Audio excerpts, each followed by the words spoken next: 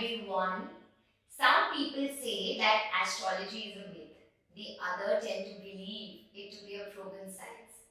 There is a constant debate that goes around whether it is a practice to put different beliefs and thoughts in one mind to brainwash them, or is it the blueprint of your life that you only have to unfold? In today's podcast, we have Acharya Anil Gupta ji with us, who is one of the best astrologers that I've met in my life. I met him at a really low and dark phase of my life, where I had multiple challenges that were coming through my way, and he helped me by making me aware of it beforehand so I could maneuver and alter my reality. Through his support, I was able to start my journey of life coaching and healing. And today, I'm a soul integration and a life transformation coach. This conversation with Anaji went on for 3 hours and was extremely insightful. And we decided to cut it in 3 parts for our audience. The first part talks about what is the origin of astrology, what is its real purpose, the effects of different planets on our lives and in the universe, and how we can use different tools and remedies to help ourselves. I highly recommend you to watch this part before you move to the next one.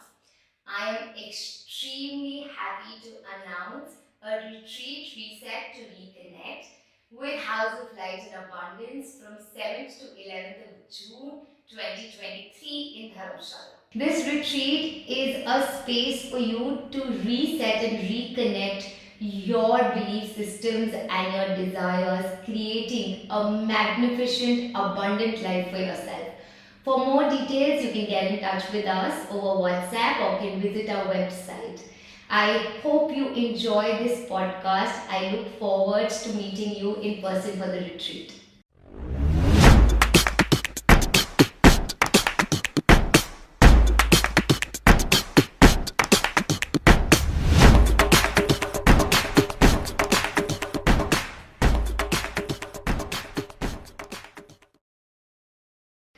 नमस्ते।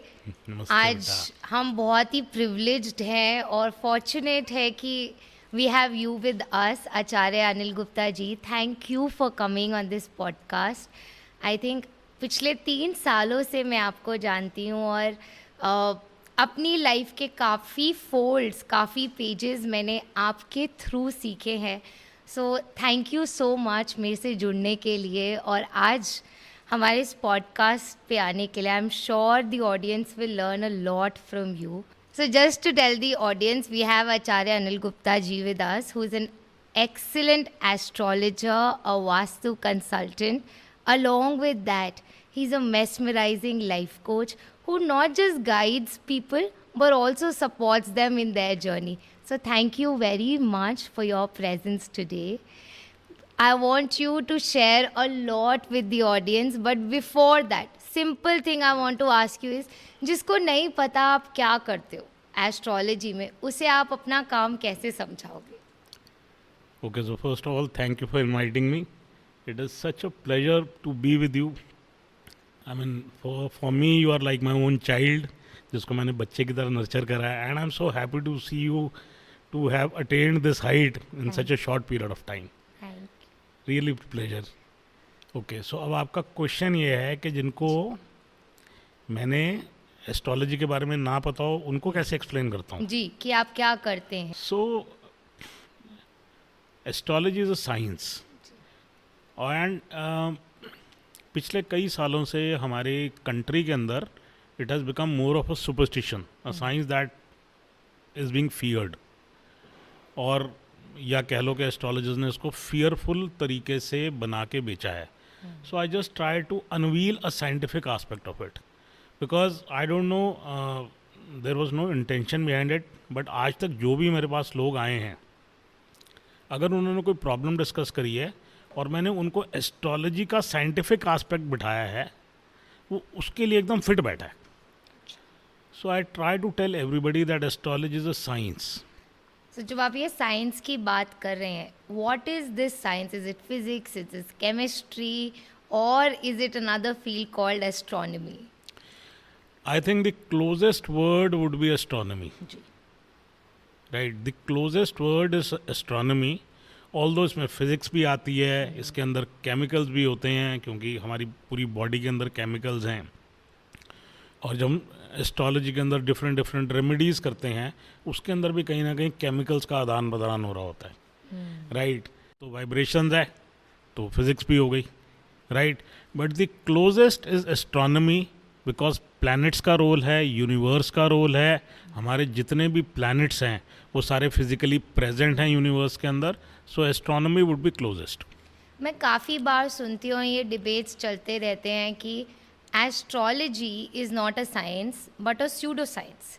Pseudo science because काफ़ी बार इसमें psychology का mix है, बहुत सारे belief systems भी attached होते हैं, काफ़ी पर्सपेक्टिव्स है, इंडिविजुअलाइज्ड कॉन्सेप्ट होता है. तो ये जो कंट्रोवर्सी है स्यूडो साइंस और साइंस के बीच में, आपने अभी बताया कि क्लोजेस्ट जो हम बोल सकते हैं बेस इसका साइंस ही है. एस्ट्रोनॉमी से आगे बढ़ के एक इंडिविजुअल के पर्सपेक्टिव में जाने को शायद एस्ट्रोलॉजी की साइंस की स्टडी कह सकते हैं. बिल्कुल आपने ठीक कहा कि इसको इंडिविजुअल, ये हर इंडिविजुअल की साइंस है, जी. बट बेस हमारा एस्ट्रोनॉमी ही रहेगा. और एस्ट्रोनॉमी में अगर कोई इसको कहता है कि साइंस नहीं है, जी. तो ऐसे लोगों को मैं नॉर्मली समझाता हूँ कि हमारे एस्ट्रोलॉजी में 9 प्लैनेट्स होते हैं. जी. 9 प्लैनेट्स के अंदर 2 प्लैनेट्स हैं जिनको हम साक्षात देख सकते हैं. We can see them with the naked eye. अच्छा. And which are those planets? Sun and the moon. अब सबको मालूम है कि सन की गर्मी से हम सब अफेक्ट होते हैं. अगर सन कुछ दिनों के लिए नहीं निकलता है तो हम सारे श्रिवल करना शुरू कर देते हैं. राइट. बिल्कुल. अगर मून की बात करें, एवरीबडी नोज कि फुल मून पे टाइड्स ऊपर आ जाती हैं, या रात के समय में वैसे भी टाइड्स ऊपर आ जाती हैं. जी. तो हमने सन और मून 2 प्लैनेट्स का इफेक्ट तो देख लिया. तो जब 2 प्लैनेट्स इफेक्ट डाल रहे हैं तो बाकी के जो 7 प्लैनेट्स बचे हैं वो भी इफेक्ट डाल ही रहे होंगे. और अच्छा, इन 7 में से जो प्लैनेट्स बचे हैं इनमें से भी एक का इफेक्ट आपको और बताता हूँ. कल एक्लिप्स था. जी. जी. एक्लिप्स कैसे कॉज होता है? सन हाँ, जब उसके एक्सेस के अंदर, वो एक ही एक्सेस के अंदर आ जाते हैं, अर्थ मून एंड हाँ, सन तीनों आ जाते हैं तो एक्लिप्स हो जाता है. जी. अगेन उसमें राहु केतु का रोल आ गया. राइट. अगर आप थोड़ा ऑडियंस को बताएं कि राहु और केतु क्या होता है लेमैन भाषा में, कि हम इसे समझ सके थोड़ा. लेमैन भाषा में सिर्फ ये होता है कि सन और मून अपने अपने एक्सेस के ऊपर चल रहे हैं. जी. जहाँ पे वो इंटरसेक्ट करते हैं, उनकी जो पाथ इंटरसेक्ट करती है, like people who are staying, orbits हैं उनकी. जी. ठीक है, तो कहीं ना कहीं तो इंटरसेक्ट करेंगे ना. जैसे अगर आपने देखा हो कि दिल्ली की बात की जाए तो 2 रिंग रोड हैं, एक रिंग रोड है, एक आउटर रिंग रोड है. जी. और जगह जगह पॉइंट्स पे वो इंटरसेक्ट कर मीट रही करते होती है. हैं. हाँ जी. तो वो जो इंटरसेक्शन पॉइंट्स होते हैं उसको राहु और केतु कहते हैं. अच्छा. या और राहु का क्या सिग्निफिकेंस होता है लाइफ में, और केतु का क्या मतलब होता है, थोड़ा सा अगर आप बताएं तो. हाँ, तो फिर 2 प्लैनेट्स का नहीं, मैं 9 के 9 ग्रहों का बताता हूँ. हाँ प्लीज़. जैसे मैं उससे पहले ये जानना चाहूँगी, आपने बोला जैसे सन और मून का इफेक्ट तो हम सुन चुके हैं आपसे. सिमिलरली 9 जो बाकी के टोटल में 9 प्लैनेट्स हैं, हर प्लैनेट का इफेक्ट इंडिविजुअल की लाइफ में एक अलग पर्सपेक्टिव से आता है. हाँ जी. और ये सब हमें पता चलता है उनके चार्ट से, उनके कुंडली चार्ट, बर्थ चार्ट्स जो आप कहते हैं. यस. तो every person has a different birth chart जिसका कोई इम्पैक्ट कुछ होगा. तो आप प्लीज़ हमें बताएं ये 9 प्लैनेट्स हमारी लाइफ में क्या सिग्निफिकेंस होल्ड करते हैं. देखिए, पहले तो ये समझने की ज़रूरत है आपको भी और सारे ऑडियंस को भी कि आप एक यूनिक सोल हो. आपकी जैसी कुंडली किसी और दूसरे इंसान की नहीं है. There are 8 billion people on this planet. जी. And you are one unique soul. What makes you unique, और how do you discover that you are unique? It is only through your horoscope. Okay. क्योंकि किसी भी एक planet की alignment दूसरे इंसान के प्लैनेट के अलाइनमेंट के साथ मैच नहीं करती. I have studied till date I think more than 20,000 charts. and no two kundlis are alike, right? That is what makes you unique soul. अब जब इंसान पैदा होता है तो वो राइट टाइम के लिए वेट करता है to have a certain planetary alignment and an conjunction. जी. When he is born in that alignment and conjunction, he is able to fulfill all his karma. Like you have a different kind of karma with your mother and a different kind of karma with your mother-in-law. अच्छा. You have a different kind of karma with your mother or father and different kind of karma with your father-in-law. Right? So you have to wait for a specific time. That is what makes it unique. Okay. और astronomy की बात की जाए तो सन is the king. And सन का क्या nature क्या है? गर्मी देना, हीट देना. जी. ठीक है. मून सब जानते हैं शीतलता देना, गिव यू कामनेस, राइट. ठंडक देना जी. Would be a more appropriate word, क्योंकि cool. सूर्य की गर्मी और और शाम की. चंद्रमा की शीतलता. अच्छा. उसके बाद प्लैनेट आता है आपका Mars. Mars is your anger, अच्छा. Right. Budh Mercury, it is your wisdom. जी. Guru is gyan, knowledge. Knowledge. And Shukra Venus, love, luxury, everything that has got to do with beauty, beautiful things, okay. right? Saturn is Karma. और कर्म करने के लिए discipline होना बहुत ज़रूरी है. इसीलिए सारी दुनिया शनि की 7.5 से डरती है, शनि से डरती है, बिकॉज शनि के आते ही you have to become disciplined, structured. Structure, right. Rahu is illusion, okay. Rahu is confusion, smoke, blackouts, मतलब not a clear picture. Not a clear picture. आपकी जितनी मर्जी अच्छी कुंडली हो, अगर राहु की दशा आएगी you will be confused, two minded. Double minded, right. Okay. And Ketu represents cutting, अच्छा. Like separation. Separation, right. अब हमारे वेदों में केतु को सिर्फ सेपरेशन को बैड नहीं माना गया है. बैड इसलिए नहीं माना गया है क्योंकि जो ओरिजिनल हमारे ग्रंथ हैं वो कहते हैं कि पहले 25 साल ब्रह्मचर्य का पालन, फिर 25 से 50 तक गृहस्थ आश्रम, उसके बाद फिर वो वानप्रस्थ तपस्या करने चले जाते थे, राइट. और उसके बाद फिर कहीं हिमालयाज़ के अंदर कहीं पे जाके आप अपने एंड डेज तक के लिए साधना करते थे.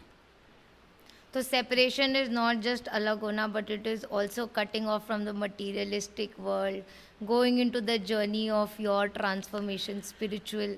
Yes, the belongingness. way Ketu can transform you, no other planet can. So Ketu की दशा अगर कई बार जीवन में आती है तो हम इंसान को कहते हैं कि आप आजकल किसी से बात नहीं करते, आपका इंटरेस्ट नहीं रह गया किसी चीज़ों में. बट अगर ये आजकल की दुनिया में कहा जाता है, आजकल के कलयुग में कहा जाता है. पहले के समय में तो लोग टाइम निकाल के हिमालय पे जाते थे तपस्या करने के लिए. सेपरेशन को ही. सो इवन इफ ये सेपरेशन आपके बिहेवियर में आ रही है, थॉट्स में आ रही है, आपके एक्शंस में आ रही है, कहीं ना कहीं ये अप्लाई करेगा कि आपका केतु का टाइम चल रहा है, या Ketu is the most prominent planet in your kundli, in your life chart. Ketu देखिए ऑल सारे प्लैनेट प्रोमिनेंट होते हैं. जी. बट नॉर्मली क्या होता है कि कोई भी प्लैनेट की एक दशा का एक पीरियड होता है, टाइम पीरियड होता है. जैसे हमारी गवर्नमेंट का टाइम पीरियड होता है ना, PM is elected for a period of 5 years, right. इसी तरीके से हर प्लैनेट का अलग अलग टाइम पीरियड होता है. अच्छा. अब अगर हम जैसे फॉर एग्जांपल सूर्य की दशा हमेशा 6 साल के लिए आती है, चंद्रमा की दशा हमेशा 10 साल के लिए आती है, केतु की दशा again 7 years, Rahu 18 years, Venus 20 years, अच्छा. Jupiter 16 years, Saturn 19 years. ऐसे हर प्लैनेट की दशा का फिक्स टाइम पीरियड है. ये जो आप दशा की बात कर रहे हैं, ये दशा इज जब वो पूरा एक ऑर्बिट का टर्न लेके वापस उस पोजीशन पे आती है. नहीं, इसको उस बेसिस पे कैलकुलेट नहीं करते. वो तो पूरा समझाना भी पॉसिबल नहीं होगा. You can send people to my astrology class, I will teach them. जी. तो मैं भी ये बताना चाह रहा था कि अगर हम उन दशाओं को देखते हैं, उन दशाओं को एडअप करते हैं, तो वो टोटल बन जाता है 120 years. अच्छा. right? ठीक है. So it is not necessary that every dasha is going to come into your life, because आज की डेट में हम सब जानते हैं कि पहले के टाइम पे लोगों की लाइफ 120 साल होती थी, इनफैक्ट उससे ज़्यादा भी होती थी.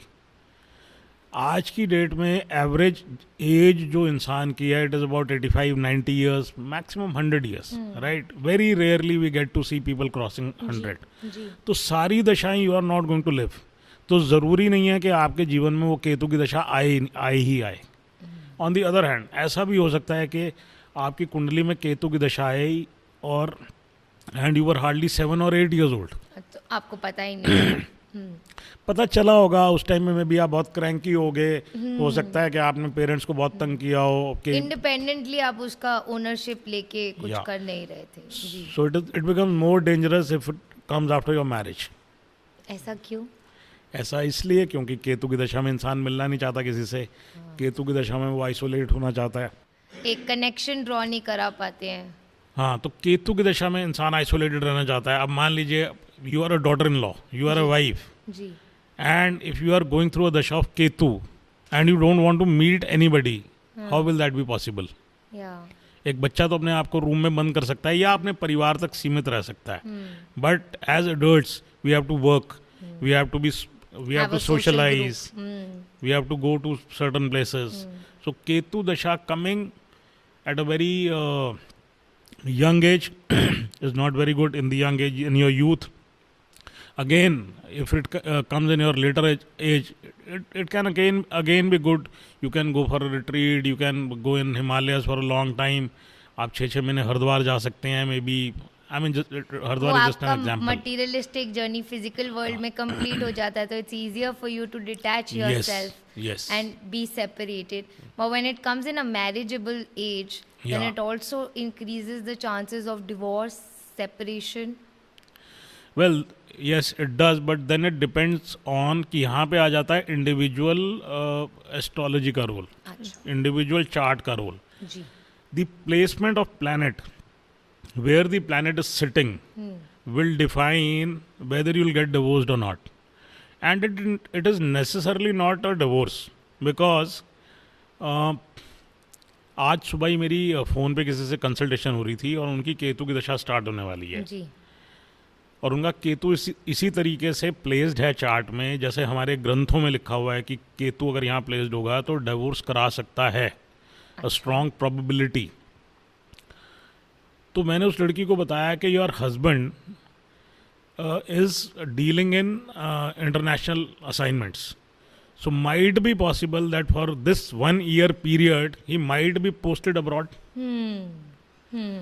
तो आप उसको सेपरेशन मान सकते हो, right? Ji. Ji. It necessarily does not mean a divorce. Divorce. Okay. Yeah. It can mean physical separation in terms of mutual, of course. Yeah, काम से obviously. हो गया, काम चॉइस से related. गए, बिल्कुल. all those reasons. आजकल के टाइम में both husband and wife are working, so it is very probable कि हस्बैंड की मुंबई पोस्टिंग हो गई, चेन्नई पोस्टिंग हो गई, बैंगलोर पोस्टिंग हो गई, कुछ भी हो सकता है. सो केतु आके सेपरेशन करा सकता है. केतु आके आप, क्योंकि केतु का बेसिक नेचर नैसर्गिक, जिसको हम नेचर बोलते हैं कि इसकी बेसिक नेचर क्या है, उसकी बेसिक नेचर क्योंकि आपको आइसोलेट करना है, तो isolation can happen in many veg.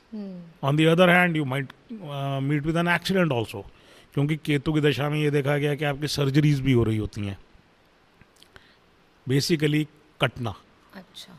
तो अपने आप से कटे, सिचुएशन से कटे, whatever it be. या Lovely. आपने ये 9 प्लैनेट्स के बारे में बताया, इनका सिग्निफिकेंस बताया, हम केतु के लिए थोड़ा ज़्यादा एक्सटीड करके.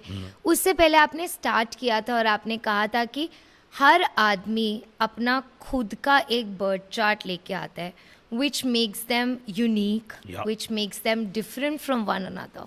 But I want to ask you this. When these horoscopes comes in newspapers, in magazines, or we see it online these days, for every sun sign they have a horoscope. अब जो नवंबर में बॉर्न हुआ है 22 नवंबर से 22 अक्टूबर से 22 नवंबर, वो सारे Scorpios हो जाते हैं और उनके लिए एक हॉरोस्कोप दिया जाता है. बट हर किसी का चार्ट क्योंकि अलग है, उसकी प्रिडिक्शन, उसका हॉरोस्कोप भी अलग होगा. तो ये इतना difference one horoscope for all 30 days के लोग, और हर आदमी अलग होता है अपनी खुद की स्ट्रेंथ्स, वीकनेसेस, इंडिविजुअलिटी से. So how does astrology play a role here? See what I believe is that जो ये 12 राशियों में लोगों को बांट दिया जाता है, it is more of a fad, okay. Because each individual is a unique soul. अगर प्रैक्टिकली देखा जाए तो irrespective of the place of birth, you are putting everybody in one category. ठीक है, जैसे कि राइट नाउ आपने बोला कब से कब तक, 22 अक्टूबर से 22 नवंबर तक सारे स्कॉर्पियो हो जाते जी हैं, जी, right. Sun sign. So how is it possible whether you are either born in America or London or Australia or Africa, you will be a Scorpion? अगर आप हिंदू वैदिक एस्ट्रोलॉजी के हिसाब से चलेंगे तो आपके longitude latitude means the place of birth plays an important role. अभी अगर हम आज जिस वक्त ये रिकॉर्डिंग कर रहे हैं, अगर अभी यहाँ पे शाम के 4 बजे हैं तो कहीं सुबह के भी 4 बजे हैं, जी. राइट. तो how is it possible that the things will be same for each and every one? So इससे तो ये साउंड करता है, जब भी लोग मेरे से ऐसी बातें करते हैं तो मैं उनको ये बोलता हूँ कि इट सीम्स लाइक कि भगवान ने ऊपर एक फैक्ट्री लगाई हुई है और वहाँ सब आलसी हैं, तो उसने एक फिक्स शेड्यूल दे दिया है. 1 महीने तक सारे एरीज पैदा होंगे, 1 महीने तक सारे टॉरस पैदा होंगे, 1 महीने तक सारे जेमिना पैदा होंगे. That is not possible. अगर आप प्रैक्टिकली देखें, if from here in Faridabad if you go 500 kilometres in any direction, आप चाहे मुंबई की तरफ चले जाइए, चाहे आप जम्मू की तरफ चले जाइए, चाहे आप आसाम की तरफ चले जाइए, लोगों का स्किन का कलर चेंज हो जाता है, लोगों के फीचर्स चेंज हो जाते हैं, उनकी भाषा चेंज हो जाती है. तो how can astrology remain same? It cannot be. It is more of a fad. I mean magazines और ये सारा जितना मीडिया है, इनको दे नो व्हाट सेल्स. जैसे टीआरपी नंबर की गेम होती है तो उन्होंने कुछ भी डाल दिया, एंड ह्यूमन बीइंग्स मेरे हिसाब से इतने भोले होते हैं कि उनको उनके बारे में जो भी बताया जाता है उससे रिलेट करना शुरू कर देते हैं. हाँ मेरे साथ ऐसा हो रहा है. We always looking out for ventures जो हमें वो सुनने को मिले जो हम सुनना चाहते हैं, हमें वो दे जो हम पाना चाहते हैं. तो जब वो हमारे से कोइंसाइड करते हैं हम कहते हैं हाँ ये बिल्कुल ही ठीक है. Right. So what my advice would be कि सन साइन के हिसाब से एस्ट्रोलॉजी हो ही नहीं सकती है. आप अपने यूनिक चार्ट को स्टडी करें, आप अपने यूनिक चार्ट को समझें, and it is not that difficult to understand. एक इंडिविजुअल आदमी के सपोज मेरे बर्थ चार्ट में, मेरी कुंडली में, ये यूनिक चार्ट में क्या फैक्टर्स हैं या क्या क्वालिटीज़ हैं जो डिटरमाइन करेंगे कि मेरा हॉरोस्कोप ऐसा होगा? कौन से वो पॉइंट्स हैं, फैक्टर्स हैं, हेड्स हैं जो होते हैं कुंडली में जो लोगों को देखने चाहिए अपने लिए? देखिए, आइडली तो जो एस्ट्रोलॉजी बनी थी वो एस्ट्रोलॉजी बनाई इसलिए गई थी so that you can understand your karmas of the past life, okay, and you can work on it, जी, and you can finish your pending karma. अच्छा, राइट. ऑल्दो आज की डेट में जो एस्ट्रोलॉजी होती है और हमारे पास जो लोग आते हैं वो ये पूछने आते हैं मेरा घर कब बनेगा, शादी कब होगी, बच्चे, प्रमोशन, जी नया बिजनेस वेंचर.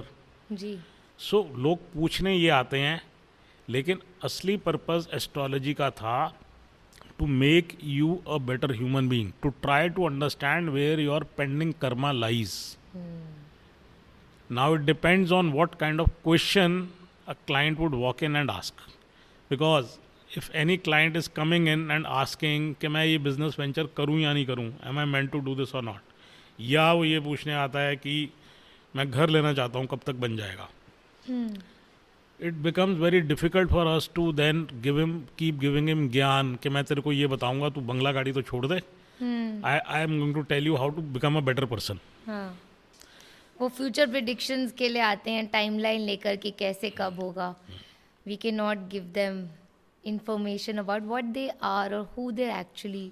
हाँ, सो इस तरीके के लोग भी आते हैं. They are very very rare, but most of them they come to us only to know that when to do a particular venture, when to start a particular work, or whether they should do that particular work or not. People are more interested in that. So mostly looking at timelines कि किस timeline में ये करने का शुरुआत की जाए और किस चीज़ में करी जाए उस स्पेस में लोग जाने नहीं ज़्यादा आते हैं। सी सबसे पहले तो ये समझने की ज़रूरत है कि जो आपका चार्ट है, since it is a unique chart, वो आपको ये बता सकता है कि आप नेचुरली किस चीज़ में सक्सेसफुल होंगे। अच्छा। ठीक है, आपको किस चीज़ में स्ट्रगल नहीं करनी पड़ेगी। So I have seen a lot of people, somebody is a natural athlete, somebody is a natural lawyer, उनके इट सीम्स लाइक कि उनके ब्लड में है वो। When they stand up in the court और player playing on the field, और I mean it A could be singer any profession. singing since childhood and no training in it. Yeah. So if you are doing chart से आपको ये पता चल सकता है what are you cut out for. Okay. Chart से आपको ये पता चल सकता है कि अगर आपका कोई काम रुक रहा है तो वो कब बन जाएगा. अच्छा. ठीक है. At times people come and they want to start new businesses. And when they start new businesses तो होता क्या है कि आजकल के टाइम पीरियड के अंदर, क्योंकि ज्योतिष विद्या हमेशा होती है देश काल पात्र के हिसाब से. Desh means the country that we are living in, kaal means the times that we are living in, and patra means who is sitting in front of me. तो when I say who is sitting in front of me means कि उसकी as क्या है. तो अभी अगर कोई businessman आया है कुछ पूछने के लिए कि ये बिजनेस वेंचर स्टार्ट करूं या नहीं करूं, your chart will tell you that whether you are heading for a loss और will you be successful in this thing. And हमारे वेदों और ग्रंथों के अंदर apart from the timelines there are certain remedies given. Okay. If we do those remedies, something that we are struggling with, Come. we can overcome that time period also. I will ask all these things. में मुझे जानना है कि क्या remedies होती हैं, क्या होते हैं, बट मैं पहले इसको एक बार अच्छे से समझना चाह रही हूँ कि हमारी जो ये कुंडलीज है, बर्थ चार्ट है, ये एक्चुअल में ड्राइव हो रहा है हमारे कर्मास से. Obviously, कर्मास जो हम करके आए हैं पुराने लाइफ टाइम्स में, yes. And now we are here to undo them or carrying the baggage of those karmas. See, जो आप कर्मास करके आते हो उनको हम बोलते हैं संचित कर्म. अच्छा. संचित का मतलब होता है accumulated कर्मा. अच्छा. And accumulated karma are both good and bad karmas. Okay. Because of your good karmas, you get a lot of good things. The best thing that you get out of your good karmas is a healthy body जी. and a sane mind. जी. Right. तो ये दो सबसे बड़े आपके asset हैं. उसके बाद you are born in a good family. Good by good family mean who people who have the ability to give you good education, they can give you all the facilities. Safety. और जो आपके bad karmas होते हैं वो आपको life में difficult situations देते हैं. राइट. उन सबको मिला के बोलते हैं संचित कर्मा. और उसके रोल के अलावा आपका करंट लाइफ टाइम के अंदर किया हुआ कर्मा भी उस संचित कर्मा के ऊपर इम्पैक्ट डालता है. अच्छा. राइट. तो आप उस संचित कर्मा को बढ़ा भी सकते हैं और उसको घटा भी सकते हैं. और नए कर्म से आपका अगला संचित कर्मा भी क्रिएट हो रहा है. तो घटा कैसे सकते हैं आप अपना Karma? Okay, very good question. घटा ऐसे सकते हैं कि मान लीजिए कि एस्ट्रोलॉजी में सारे हाउसेज होते हैं. जी. Right. So for example if I talk about myself, मेरे third house is the house of younger siblings. आप ऑडियंस के लिए थोड़ा, क्योंकि मुझे आइडिया है एस्ट्रोलॉजी का, उसके घरों का, आप अगर बता सके कितने घर हैं, क्या सिग्निफिकेंस है, कौन सा घर किसके लिए, और फिर ये एग्जाम्पल आप आगे कैरी फॉरवर्ड राइट. सो एस्ट्रोलॉजी के अंदर 12 हाउसेज होते हैं. जी. राइट. और हमारी लाइफ में जो कुछ भी होता है वो उन 12 घरों में ही सीमित होता है. Nothing and nothing happens in our life which is outside those 12 houses. Okay. Right. So first house represents your physical body okay. and your brain. So since, I'll give a disclaimer here, that since each house represents more than 100 things, and it will not be possible for me to explain all those things. explain all 100 जी. things. So I am just sharing the most frequently asked question जो लोग हमसे पूछते हैं. First house होता है आपकी health, आपकी physical body and the brain of the person. Okay. Second house होता है आपकी फैमिली. जी. और सेकेंड हाउस होता है आपका एक्यूमुलेटेड वेल्थ, कि आप कितना धन इकट्ठा कर सकते हैं, money, liquid cash. Third house is your communication. Third house is also the house of your struggles, hard work. Younger siblings, छोटे भाई बहन. जी. Fourth house represents your fixed assets, properties. आपका घर, आपकी किस्मत में घर है नहीं है, कितना बड़ा घर होगा, is seen from the fourth house. Fourth house also represents your mother. अच्छा. Fifth house is your luck. Fifth house also represents your children. Stock market is also seen from the fifth house. Even acting is seen from the fifth house. I added this last bit because 2 days ago एक actor आया था मुझे अपनी कुंडली दिखाने. जी. Acting is seen from the fifth house. Okay. Okay. Sixth house is the bad house of the horoscope. It is the house of litigation. It is the house of long-term diseases. Seventh house is the house of partnership. So if it includes both business partnership and your life partnership, Relationships basically, partners, marriage. marriage, right? Eighth house occult का घर भी होता है, मृत्यु का घर भी होता है. जी. Eighth house आपके इन-लॉज का घर भी होता है. अच्छा. नाइन्थ हाउस आपका भाग्य स्थान. नाइन्थ हाउस से आपके गुरु रिप्रेजेंट होते हैं और हम फादर को भी कभी कभी नाइन्थ हाउस से देखते हैं because father also plays a role of a guru. Okay. Tenth house is your karma sthan, आपका वर्क प्लेस, आप कैसा काम करेंगे, किस फील्ड में सक्सेसफुल होंगे. 11th house is the house of gains, result. 10th house में हमने काम किया और 11वें घर के अंदर हमें उसका रिजल्ट आया, right. 12th house again the last bad house of the horoscope, losses, expenses, hospitalisation का घर भी कहा जाता है इसको, राइट. और भी बहुत कुछ चीज़ें हैं, it depends on question to question के इंसान क्या पूछना चाहता है. But coming back to how it plays a role, जी. like for example, I've just told you third house is the house of younger siblings, right. अब मेरी कुंडली के अंदर a particular planet is sitting in the third house, which astrologically tells me that I will never have good relations with my younger brother, okay. right. So there was a lot of time in my life when I was struggling with this thing that कि ऐसा क्यों है, मतलब why don't I have good relations with my younger brother.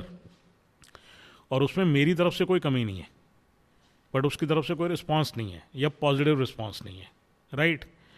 But अगर मेरे को astrology के perspective से ये पता चल गया that in this life time there is I am not destined to have good relation with my brother, तो उस चीज़ को मैं पॉजिटिवली यूज़ करके I have stopped expecting anything from him. And moreover I can send white light to that relationship, I can be more understanding. आज की date में किसी भी इंसान को किसी दूसरे इंसान से प्रॉब्लम क्या है, only one problem is there, unmet expectations. तूने मेरे हिसाब से ये नहीं करा, तूने उस तरीके से नहीं करा जिस तरीके से तुझे करना चाहिए था. So if now I understand from astrologically that in this life time the relationship is going to remain सार, at least I can fulfill on my part of karma by not expecting anything from him, by keep sending white light to that relationship, by not hurting myself, by not feeling bad. उस तरीके से astrology ने मुझे help किया. And as I always say in my astrology class also, हर चीज़ की remedy नहीं करनी चाहिए. कुछ चीज़ों को जान के उसका एक रोड मैप यूज़ करना चाहिए mostly. So if there is a karma pending, right, तो एस्ट्रोलॉजी को हमें as a road map use करना चाहिए अपनी लाइफ में to see what are the situations, challenges that can happen and then be in a space of having to deal with it, या कुछ ऐसे अपने टूल्स एंड टेक्निक्स के साथ उसको ओवरकम करे rather then being stuck in that victim mentality during that phase जब वो भी इंसिडेंट होना है या जो चैलेंजेस आने हैं. बिल्कुल ठीक है बेटा तुमने. बात ये नहीं है कि लाइफ के अंदर वो सिचुएशन होगी ही होगी, एस्ट्रोलॉजी ये नहीं बोलती है. अच्छा. Astrology is a game of probabilities. Okay. A situation will come up and how you react to that situation will determine the result. And astrology के अंदर अगर कोई प्रॉब्लम है तो उसकी रेमेडी भी है. So going back to your first question when you asked how is it a science. जी. सो साइंस का मतलब क्या है? साइंस का मतलब ये है कि किसी भी डेटा को लेके उसको अच्छे से एनालाइज करना, and when we see a pattern कि हर बार रिजल्ट यही आ रहा है, हर बार रिजल्ट यही आ रहा है, हर बार ये रिजल्ट आ रहा है, it becomes a science, right. और रेमेडीज कैसे बनती हैं उसका एक एग्जाम्पल दूंगा. एक किसी नॉर्मल आदमी का नॉर्मल ब्लड प्रेशर क्या होता है? BP is 120/80. 120/80. जी. Perfect. How do you know? Tool से मेजर करके पता चलता है machine. But still how do you know that it is a normal BP? काफी लोगों का टेस्ट करने के बाद एक एवरेज. काफ़ी सारे लोगों का जी. टेस्ट करने के बाद डॉक्टर्स ने एक रिपोर्ट निकाली और WHO ने बोला कि अगर 80-120 का बीपी रहेगा तो आदमी नॉर्मल लाइफ जिएगा. Optimum health condition is the exact word. और अगर इससे ऊपर चला जाएगा या नीचे चला जाएगा तो be that person be an American और एन इंडियन और रशियन और जापानीज और चाइनीज और कोई भी इंसान हो, अगर एक सर्टन बीपी क्रॉस कर जाएगा तो उसको XYZ प्रॉब्लम होगी. मान लो 150 हो जाएगा तो ये प्रॉब्लम, हाई BP 200 हो जाएगा तो ये प्रॉब्लम, 250 हो जाएगा तो वो मर भी सकता है. Same for lower BP, right. तो उस डेटा के बाद उन्होंने ये इस्टेब्लिश कर दिया कि ये साइंस बन गई.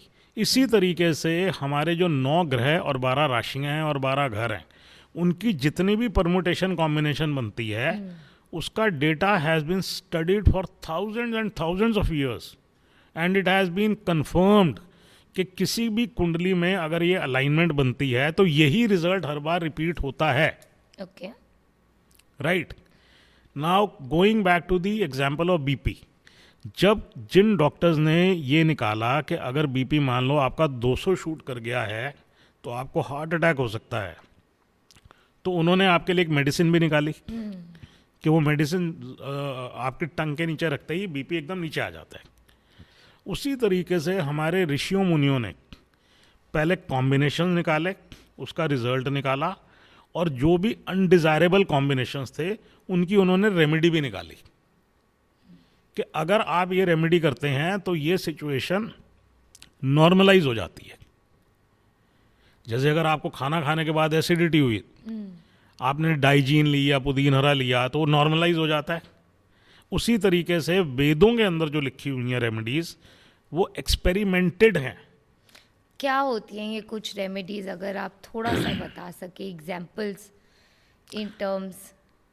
सी रेमेडीज कैसी होती हैं? The most basic remedy starting from sun is to take care of your father. अच्छा. If the audience just wants to know about the most basic remedies. जी जी. So सूर्य पिता है, अपने पिताजी का ख्याल रखें. Moon is your mother. You take care of your mother, seek her blessings. And Mars is younger siblings. You maintain good relations with them. Mercury represents children. आप बच्चों के लिए कुछ करें या अपने बच्चों के अच्छे से टेक केयर करें. Guru is your teacher, teacher से रिस्पेक्ट से पेश आएँ. Venus represents your wife, and for women their sisters और their other female counterpart जो उनकी फ्रेंड्स हैं उनके साथ अच्छा रिलेशन रखें. Saturn represents beggars, old people at your home and blind people. अच्छा. आप उनकी टेक केयर करें. जी. राहु रिप्रेजेंट्स लेप्रेसी पेशेंट्स, आप उनके लिए कुछ करें. एंड केतु, सिंस केतु का काम है काटना, इट रिप्रेजेंट्स हैंडीकैप्ड पीपल, तो आप हैंडीकैप्ड के लिए कुछ करें. तो ये बेसिक रेमेडीज हो गई. Any kind of support that you can give to these people. या so this is the first line of action which one can take. अब पहले के टाइम पे ये सब काम करना हमारे कल्चर का पार्ट था, राइट. सुबह घर पे खाना भी बनता था तो अपना पितरों के नाम के खाने के साथ Potions. साधु की रोटी भी निकाली जाती थी, गाय की भी निकलती थी, कुत्ते की भी निकलती थी, कौवे की भी निकलती थी. कोई भूखा जाता भी नहीं था, जी. Right. So everything was taken care of. People were not that unhappy in olden times. So basic remedies, yeah, and then we can move on to any kind of advanced remedies. It is just like medical science. Medical science में अगर आपको BP हो रहा है तो normal remedy can be going for a walk every day and eating less of salt. और उसके बाद आप वो नहीं कर पा रहे हो तो डॉक्टर आपको एक बीपी की मेडिसिन दे देता है. और फिर वो भी नहीं कर पा रहे हो तो फिर आपको advanced he'll give you many remedies. Same as with us. It depends on what you are ready to do or are able to do. We've just started warming up with the ABC of astrology. Stay tuned for part 2. It is going to get more interesting and more intense.